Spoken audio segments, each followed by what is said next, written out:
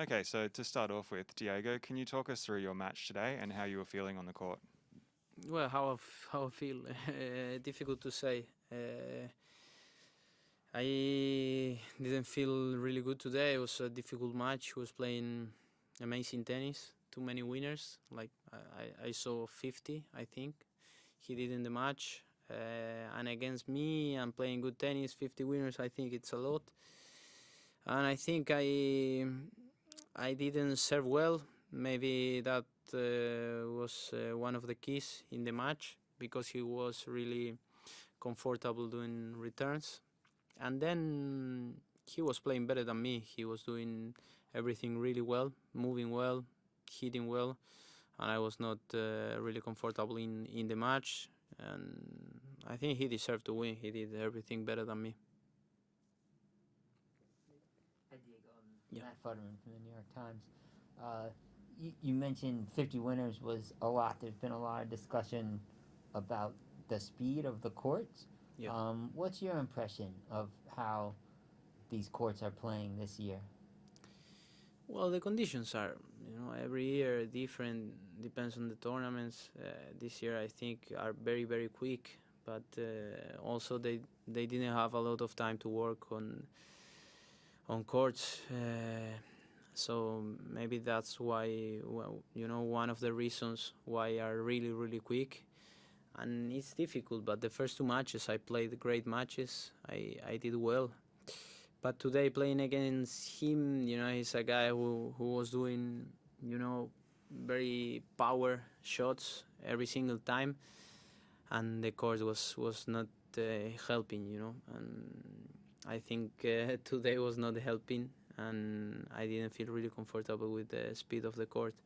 So Did you make any adjustments?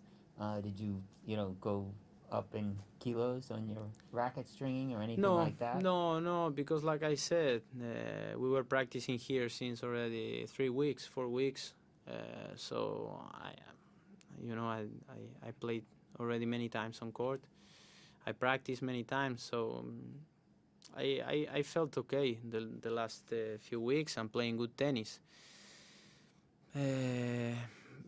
If, in my opinion, I prefer a little bit slower, to have better conditions, and you can think a little bit more in the match, and you can make different shots in the match. With this speed, it's difficult. You are always, or in defense or in attack, and the points are really quick and not many longer points. Thank you. Welcome. Okay, we'll move to questions online. If there are any in English, please raise your hand. First question, Gunnar, go ahead. Hi Diego, how would you sum up the whole experience, Australian Open, the quarantine and all the rules? Would you do it again on French Open, Wimbledon, US Open? Well, like many players said, I think if you prepare 14 weeks to be here for many weeks and have a free life, and until today, because we start a new quarantine here in Victoria, but we had 2 weeks free life, totally free life here. Yes, I can do again, but it's really difficult. I think ATP should, maybe review many of the rules this year about quarantine and the obligation for the players to play.